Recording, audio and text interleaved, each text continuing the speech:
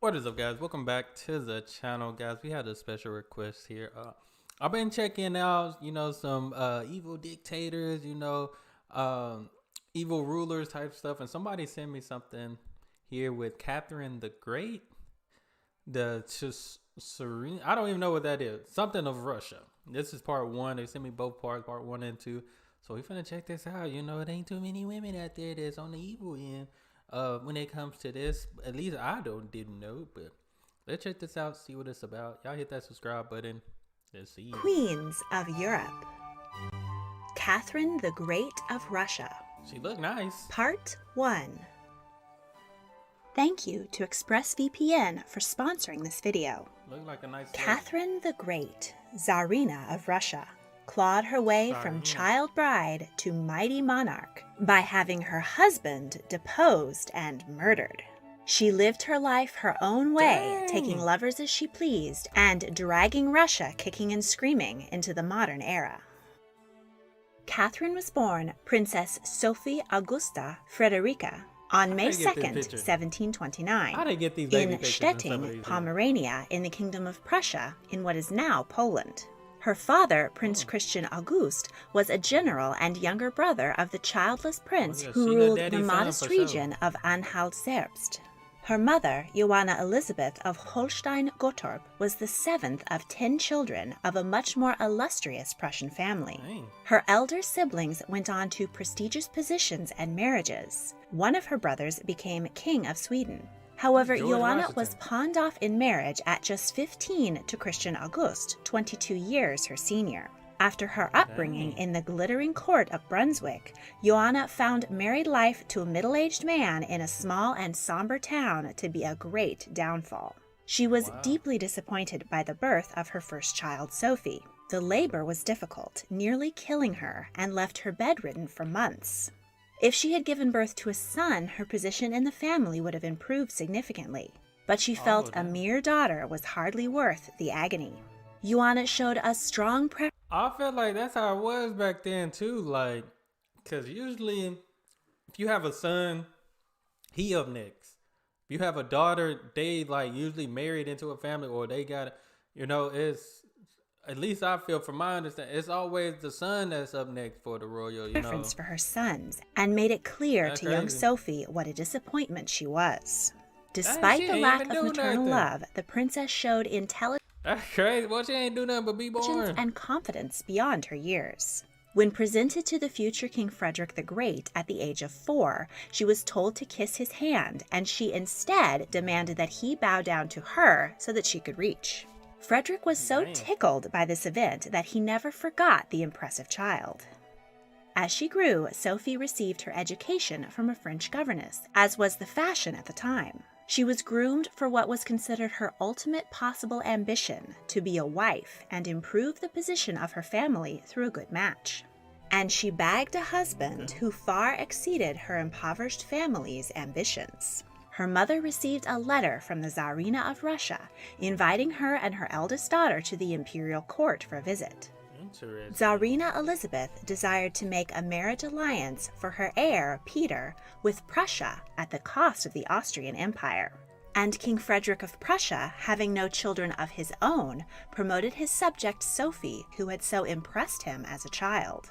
Sophie first met her future husband Peter when they were 10 and 11. She found him detestable. She disliked his pale complexion, his fondness for alcohol, they both pale at such a young age, and that he still played with toy soldiers.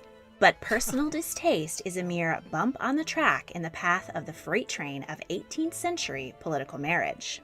Sophie was moved to Russia at 15. She determined that despite her personal feelings, she would do whatever was necessary to ingratiate herself to the Tsarina, her new fiancé, and the Russian people, in order to be qualified to wear the crown.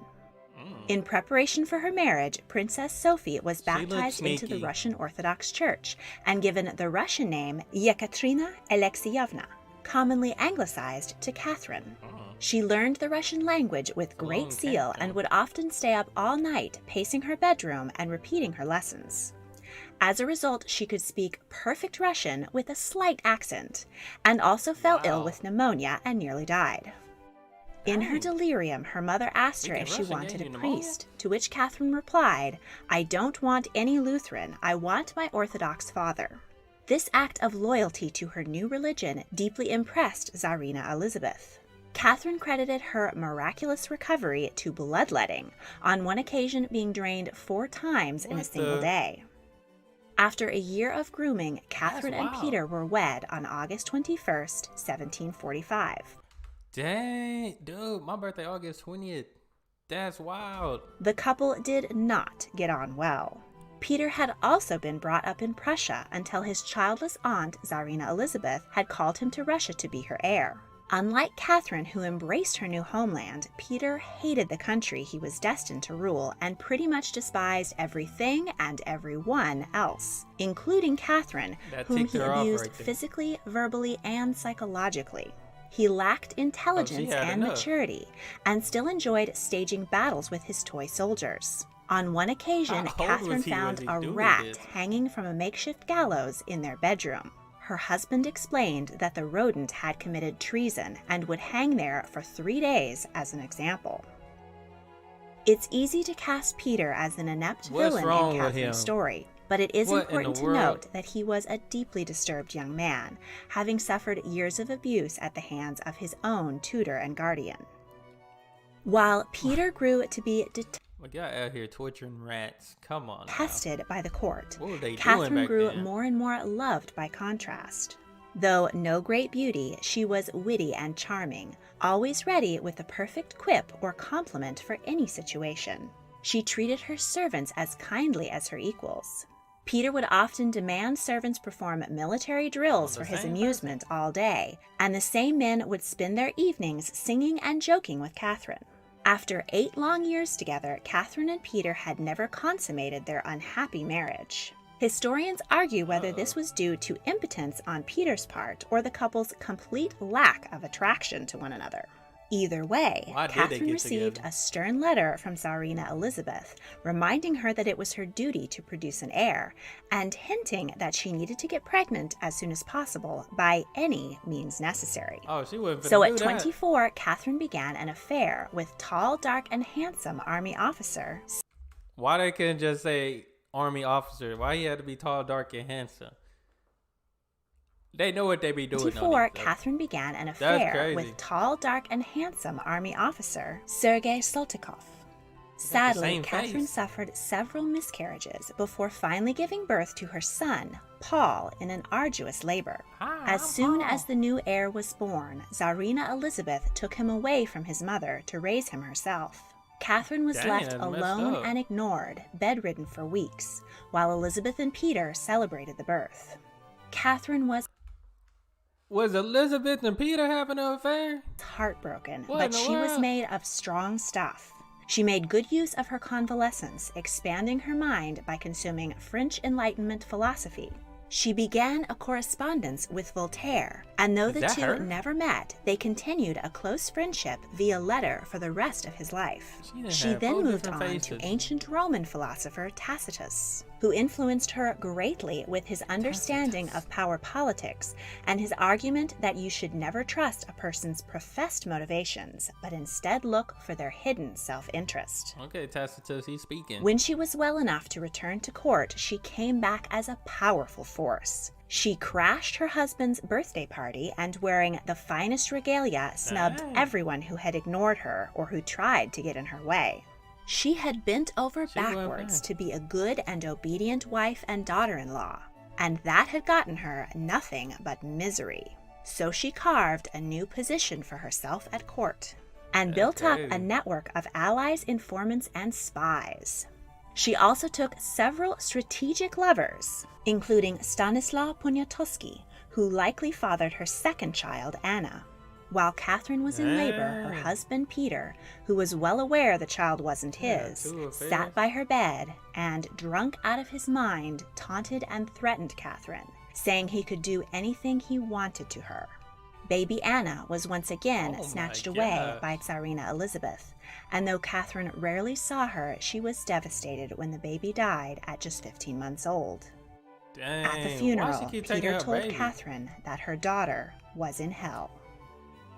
In Dang, that's 1762, ruthless. Tsarina Elizabeth died, and Peter and Catherine were crowned Tsar and Tsarina of Russia. The new Tsar spent his coronation openly celebrating his aunt's death. He still hated Oh, that's his Russia aunt. and loved Prussia, and presently the two nations were fighting against each other in the 7 Years' War. Russia was on the brink of victory, but the new Tsar handed his idol, Frederick the Great, a generous peace treaty and gave back much of the land Russian soldiers had died to win. To add insult to injury, the Tsar wore a Prussian military uniform and changed the color of the Russian army's coats from green to Prussian blue. Oh man. Peter took every opportunity to humiliate his wife as well, dragging her out in public and trying to force her to confess that their son was illegitimate. Peter's reign Dang. of terror and madness steeled. Man, they were doing some wild stuff back in the day, man. Like, I know today's time is different, and you know, we got social media, and it ain't even just about just having social media, bro. They were doing some wild stuff. Like, times really have changed. Times are Catherine's different. resolve That's wild. that she would Look at never some be wild safe stuff. unless she got rid of her husband. Catherine's new lover, premeditated murder. Grigory Orlov, was everything her husband was not. A popular war hero, he and Boy, she found a new man every chance she got at this point, because ain't this like the third or fourth guy? his brother Alexei represented a strong faction at court. Catherine gave birth to a son, Alexei, who was most likely fathered by Orlov. 6 months into Peter's reign, Catherine and the Orlov brothers hatched a plot to overthrow him. Dang. Catherine rode out in a green army uniform and met with troops who were loyal my to her. God. Well, she had There, like 10 members of the faces in clergy this thing. ordained her as the one true occupant of the Russian throne. She gathered support from the military and the public who hated the Tsar, and before long all of Moscow was behind her. She rode to the Dang. palace at the head of the army and had her husband arrested. He fell on his knees at her mercy and signed his abdication. He was delighted at the prospect Wow. of leaving Russia and returning to his beloved Prussia. But Catherine had no intention of handing him over to her enemy, where he might gain support to rise against her. She had him placed under house arrest. 8 days later, Dang. he was dead. Officially due to a bout of hemorrhoids, but more likely he was strangled. Okay, they finna say he was probably strangled, but that's how you kill a man and said them hemorrhoids got him. That's wild. That is wild. Officially due to a bout of hemorrhoids, but more likely he was strangled by order of That's his crazy. wife's lover, Orlov. Oh my In god. part 2, we'll see Yep, Catherine he blossom. had a major case of hemorrhoids. That's why he Orlov. gone, y'all. In part That's 2, we'll wild. see Catherine blossom out from under the shadow of her malignant husband. We'll Boy, learn she done how changed well the she game. stuck with her Enlightenment ideals once ensconced on the throne, and about her infamous reputation as a prolific lover. My Catherine the gosh. Great had to be tough and outsmart her enemies to protect herself back in the 18th century. And the best way to outsmart 21st century enemies, aka hackers, is by using a VPN. Going online On without a everything. Okay, we ain't got time for all that hacker. Well, I mean, she kind of wild. She was wilding out here. This was a very interesting story. You know, I guess karma came back and bit the husband in the butt, literally, because you know he got hemorrhoids, so that's what that's it. That's what that sits anyway. But he was doing her wrong, and she wasn't having it. And eventually, she said he can't be alive. This is wild. This is wild. And she was just stepping out. My guy was just out here worried about his action figures, basically. This was a wild story. This was craziness. I'm definitely gonna check out part 2, man, because this was interesting. Now we're gonna need to find out, because the lovers, they showed like 4 lovers, and all of a sudden at the end it was 10 for real. I said 10 earlier, over exaggerating, but it really was, or more. So, but that's all I have. Y'all hit that subscribe button, send down those recommendations. So y'all be blessed, be the best, and be you. I'm out.